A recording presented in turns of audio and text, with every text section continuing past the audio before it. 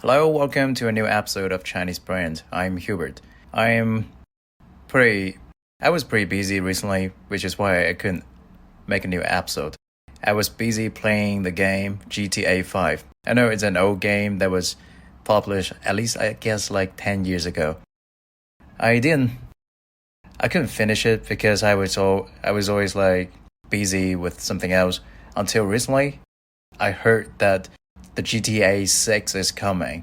I said coming, but it's still gonna come next year. So still, I guess at least several months to wait. But I thought I should probably just finish the game before the new game. And so I finished the game last night, and I didn't have anything else to do today. By the way, it's Sunday 8:30 p.m. So I spent the whole day watching videos about Canada, immigration, and the lifestyle and the living expense and several colleges and university in Canada, this kind of stuff. I've been living in China for the past, and there are several reasons why I am thinking of immigration. And I don't want to go deep into the reason why I want to leave China at the moment, but I think it would probably be interesting to talk about the lifestyle, the salary that you can earn if you work in China, because I've got comments asking about working in China and moving to China and this kind of stuff. So I thought maybe I should just make a new episode to talk about the salary in China. So this episode is going to be about the salary in China. And I'm going to take me as an example because obviously I can only speak for myself. I graduated from my university in 2014 and I studied law in my university. But I knew that I wasn't going to be a lawyer the first year in university because, being a lawyer is not what you think in China. And that's going to be another topic. So I'm not going to go into that as well in this episode. The first job that I got right out of university was an internship. So my salary was pretty low at the time. I was working for a Chinese advertising company, and the salary was like 1,000 RMB at the time in 2014. 1,000 for internship. So it's like about 160 US dollars per month. And obviously you won't be able to survive with that kind of salary. I would take that job because my home is in Shenzhen, the city that I work, which is why I could accept this salary, but it was extremely low. So the first formal job that I got right after university was it was like working for a how do I put it? It was like so the company was in Shenzhen. I was working at the office in Shenzhen, but the company was owned by a television in the US, founded by Chinese people or Singaporean. So I was working in Shenzhen and the salary was like around 5,000 RMB at the time in 2014, which is something like, I believe like 800 something US dollars per month, which was also pretty low. And my current salary is like, after 10 years of working as an international marketer, my current salary is about 5,000 US dollars before tax. I know it's it might be a little bit it might be higher.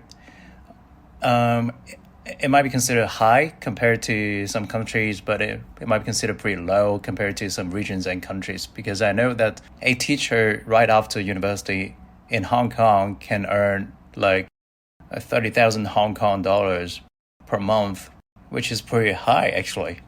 I think I would say it's one of the reasons why I want to leave China. Obviously the salary is not that competitive compared to some of the advanced countries in the world, but I would also argue that Stuff is pretty cheap here in China.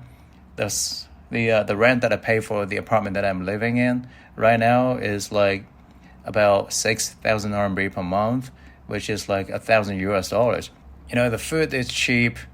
The electricity, water are cheap as well, I think. I've never lived in other countries, so I couldn't really make a comparison. But I kind of feel like it's quite cheap because I'm paying like about, I think like 40 US dollars per month for the water, and something like 40 again US dollars for the electricity. And for the apartment, you also need to pay something like management fee, which is again $40 per month. So which is why I said it's around $1,000 in total per month. So right after the first job, my salary did get increased every time I changed my job. It's also pretty funny because it's almost like the only way how you can improve your salary working in China. You have to keep changing your job, or the company usually won't really like consider increasing your salary. I heard that usually what the company would do is like they will increase your salary like by 5% usually every year, and it's not gonna be enough because the inflation is just too high in China. It's impossible to get the exact and correct and real figure from the government, but everyone is guessing it's at least 6% or 7% per year. So 5% increased per year is not going to be enough, which is why working in Shenzhen, you have to keep changing your job every 1 or 2 years. And that's what I did. So the first job was like 5,000 RMB, which is around 800 US dollars. And then the second job was like 1,000 US dollars. So you can think of like 200 US dollars added to my salary every time I change my job. So that's the salary that you can expect in China. But it's already 2023. So how much can you earn in China if you just graduate from university? Some of the salary that I heard from some of the companies out there was like for a fresh graduate with a bachelor degree, the company would offer 1,500 US dollars per month for someone with a bachelor's degree. That's pretty high, isn't it? I think compared to 2014. But I know it's not really that much high compared to cities like Hong Kong and probably the US as well. So that's what I know about Chinese salary. Let me know what you think, and I'm also curious about the salary in your country. All right, leave it in the comment, and please feel free to let me know what else you want to know or learn about China. It could be the work culture, it could be the jobs, it could be opportunities out there. So anything at all, feel free to let me know in the comment section.